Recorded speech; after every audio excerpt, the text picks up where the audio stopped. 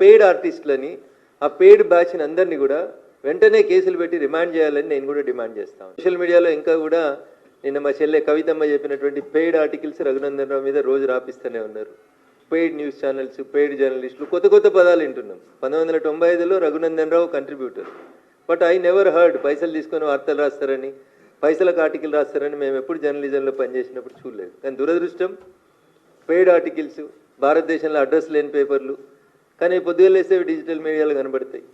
దొంగనే దొంగ దొంగ అని అరిచినట్టు కొంతమంది దొంగలకు జీతం ఇచ్చి రాపిచ్చి వాటిని పొద్దులేమగానే అన్ని యూట్యూబ్ ఛానళ్ళల్లో తిప్పించి వ్యక్తిత్వ హననానికి పాల్పడుతున్నారు అని రఘునందన్ రావు మాట్లాడితేనేమో తప్పు అనిపించింది చాలామందికి.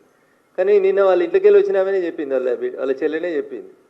వేరే దేశాలలో పెట్టి వ్యక్తిత్వ హననానికి పాల్పడుతుర్రు, ఆడబిడ్డను, మీ ఇంటి బిడ్డను, నా వ్యక్తిత్వాన్ని హననం చేస్తే కూడా ఇది చేస్తలేరా అని నేను రాష్ట్ర ప్రభుత్వాన్ని ఈ సందర్భంగా సూటిగా అడుగుతా ఉన్నా. ముఖ్యమంత్రి గారిని వ్యక్తిత్వ హననం చేసిర్రు, నన్ను చేసిర్రు, ఆఖరికి ఆ ఇంట్లోకి వచ్చిన ఆడబిడ్డ అని చెప్పుకున్నామే నిన్న ఆమె చెప్పింది వేరే దేశాలలో పెట్టి వ్యక్తిత్వ హననం చేస్తూ ఉన్నారు, పెయిడ్ బ్యాచ్ల్ని నడిపిస్తున్నారని. కవిత ఎవరిని ఉద్దేశించి పెయిడ్ ఆర్టిస్టులను పెట్టిర్రు, పెయిడ్ బ్యాచ్లు పెట్టి నడిపిస్తున్నారని చెప్తుందో రేవంత్ రెడ్డి గారికి, రాష్ట్ర ముఖ్యమంత్రి గారికి తెలిసే ఉంటుంది. అందుకని ఆ పెయిడ్ ఆర్టిస్టులని, ఆ పెయిడ్ బ్యాచ్ని అందరినీ కూడా వెంటనే కేసులు పెట్టి రిమాండ్ చేయాలని నేను కూడా డిమాండ్ చేస్తా ఉన్నాను. ఎందుకంటే వ్యక్తుల వ్యక్తిత్వాన్ని హననం చేసేటువంటి అధికారం ఆర్టికల్ 19 మీకు ఇవ్వలేదు. ఫ్రీడమ్ ఆఫ్ స్పీచ్, స్వేచ్ఛ మీకు ఉందని చెప్పి మీరు ఎవరి మీద పడితే వాళ్ళ మీద ఏది పడితే అది రాసే అధికారం ఎవరికీ లేదు. ఏ ఛానల్కి లేదు, ఏ పేపర్కి లేదు, ఎవరికి లేదు. సో ఆ అంశం లోపల కవితకి ఇలా కడుపునొచ్చినట్టు కనబడుతుంది. కానీ మీరు అధికారంలో ఉన్నప్పుడు